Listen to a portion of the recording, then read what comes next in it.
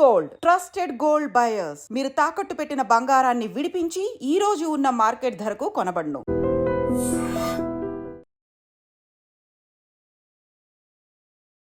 Social media ఇది ఎంత popular చేస్తుందో మనుషుల్ని అట్లనే కింద కూడా పడేస్తుంది అనుకోవచ్చు.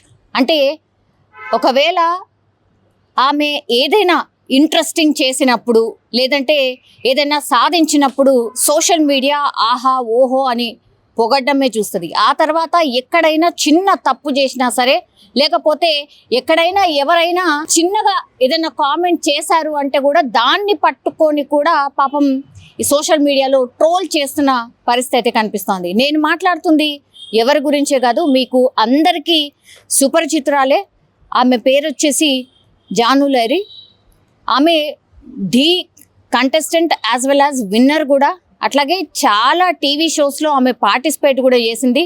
ఫోక్ డాన్సా చాలా అంటే చాలా బాగా ఎక్స్ప్రెషన్స్, అట్లాగే చాలా బాగా డ్యాన్స్ కూడా చేస్తుంది. సో ఎంత ఫేమస్ అయిందో ఈ మధ్య కాలంలో మనందరికీ తెలుసు.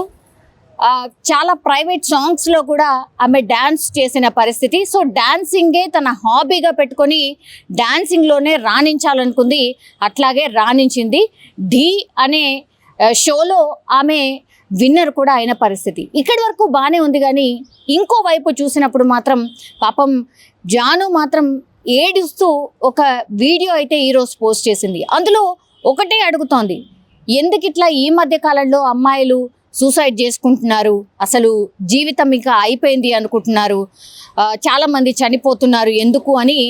నేను ఇట్లాంటి వార్తలు వచ్చినప్పుడు నేనే అనుకునేదాన్ని, అసలు ఎందుకు ఇట్లా జీవితంలో ఓడిపోతున్నారు, అసలు ఫైట్ చేయట్లేదు ఎందుకు ఆడపిల్లలు, ఇంత లైఫ్ ఉండగా కూడా దాన్ని ఎందుకు ఇంట్లో అర్ధాంతరంగా ఎండ్ చేసుకుంటున్నారు అని అనుకునేదాన్ని. కానీ నా వరకు వచ్చేసరికి నాకు అర్థం కాలేదు. ఓహో, సో ఇట్లా చేయని తప్పుకు కూడా ఇట్లా అంటే వేధింపులకు గురి చేయడమో లేకపోతే నెగిటివ్ని స్ప్రెడ్ చేయడం వల్లనే ఇట్లా పాపం ఆడపిల్లలు చనిపోయారేమో అని ఈరోజు అనిపిస్తుంది. ఎందుకంటే ఆ బాధ నా వరకు వచ్చింది కాబట్టి నాకు ఈరోజు అనిపిస్తుంది అంటూ చాలా భయంకరంగా ఏడుస్తూ ఎమోషనల్గా ఏడుస్తూ చాలా క్వశ్చన్స్ అడిగింది.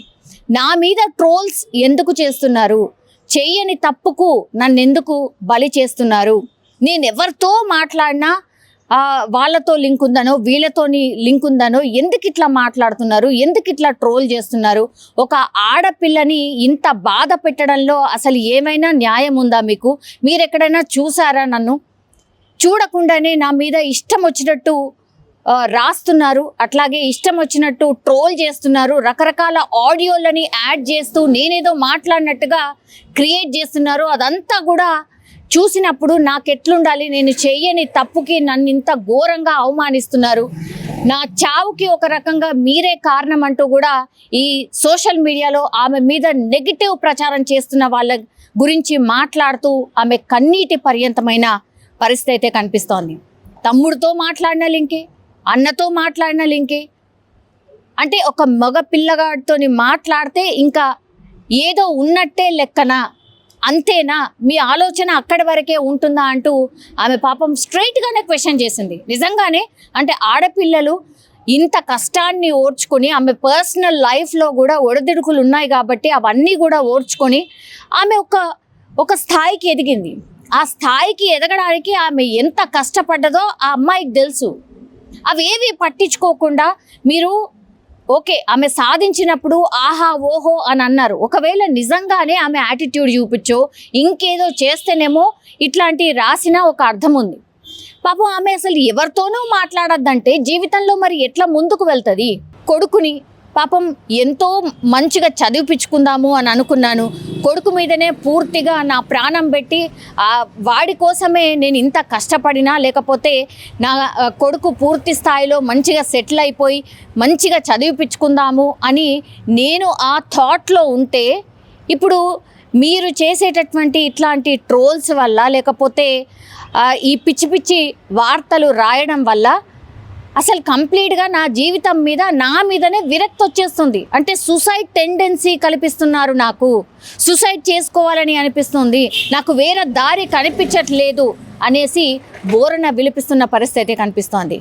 నెగటివ్ వార్తలు రాసే వాళ్ళు ఎవరైనా సరే నిజంగానే అట్లాంటిది ఏమైనా వస్తే ఆమెకి అంటే ఆడపిల్ల గురించి కాబట్టి ఆడపిల్లకి కనీసం ఆమెకు మినిమం ఇలా వచ్చిందమ్మా ఇది కరెక్టా కాదా అని చెక్ చేసుకున్న తర్వాతనే ఇట్లాంటివి వేస్తే బాగుంటుంది కదా నిజం చెప్పాలంటే కూడా. పాపం ఆమె ఏంటి ఆమెకిచ్చి ఆమె స్వతహాగా ఎదిగింది, ఆమెకేం బ్యాక్గ్రౌండ్ లేదు, లేదంటే ఆమెకేం పుషప్ లేదు, ఈ ఇండస్ట్రీలో ఎవరు ఉన్నవాళ్ళు కూడా లేరు, వాళ్ళ ఫ్యామిలీ బ్యాక్గ్రౌండ్ అసలు వెరీ నార్మల్ బ్యాక్గ్రౌండ్. అట్లాంటిది ఆమె కష్టార్జితంగా డ్యాన్స్ మీద ప్యాషన్తోని ఆమె ఒక కాంపిటీషన్కి వెళ్ళింది. దానికంటే ముందు చాలా వాటిలలో ఆమె డ్యాన్స్ చూసిన తర్వాత నువ్వు ఇటు వెళ్ళొచ్చు కదా, ఢీకి వెళ్ళొచ్చు కదా, అక్కడ నీకు ఆపర్చునిటీ ఉంది అంటే అక్కడికి వరకు వెళ్ళింది, అక్కడ విన్ అయింది, సెట్ అయింది.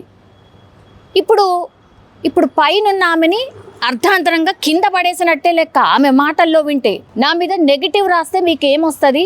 కేవలం ఇవన్నీ చూసిన తర్వాత మా అమ్మ నాన్న కనీసం నన్ను పల్లెత్తి మాట అనలేదు, కానీ ఈ సోషల్ మీడియాలో ఇట్లాంటి ప్రచారాలు చూసిన తర్వాత వాళ్ళకి ఎట్లుంటుంది, నాకెట్లుంటుంది, అట్లాగే నా కొడుకు ఎట్లుంటుంది నా గురించి అనేసి ఆమె స్ట్రైట్గా అడుగుతోంది. నిజంగానే ఆమె చెప్తున్నటువంటి మాటలు మీరు కూడా వినండి, తర్వాత మీ అభిప్రాయాన్ని కూడా మీరు చెప్పండి. నిజంగా ఎంతవరకు కరెక్ట్? ఒక ఆడపిల్ల స్వతహాగా వెళ్ళి అక్కడి వరకు అంటే తన గోల్ని రీచ్ అయిన తర్వాత ఇప్పుడు అర్థాంతరంగా ఎవరో మాటలు అని ఆమెను పూర్తిగా కింద పడేసినటువంటి పరిస్థితి, అట్లాగే సూసైడ్ చేసుకునే టెండెన్సీకి తీసుకొచ్చారు అంటే తప్పు ఎవరిది?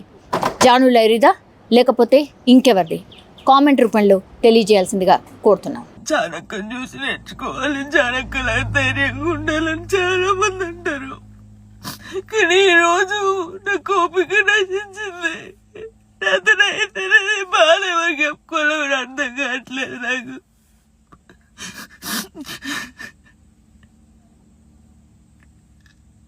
అసలు నా వల్ల మీకు ఏమైనా హాని జరిగిందా, ఏమైనా నష్టం వచ్చిందా? జానులేరి నాకు కొంచెం మంచి కూడా ఉంది కదా, మంచి పెట్టచ్చు కదా. అన్నయ్యతో మాట్లాడినా, అక్కతో మాట్లాడినా, చెల్లెతో మాట్లాడినా, ఎందుకు నాకు ఇద్దరు నవ్వినా నేను కూర్చున్నా అసలు. అయ్యో నరకం అనిపిస్తుంది నాకు.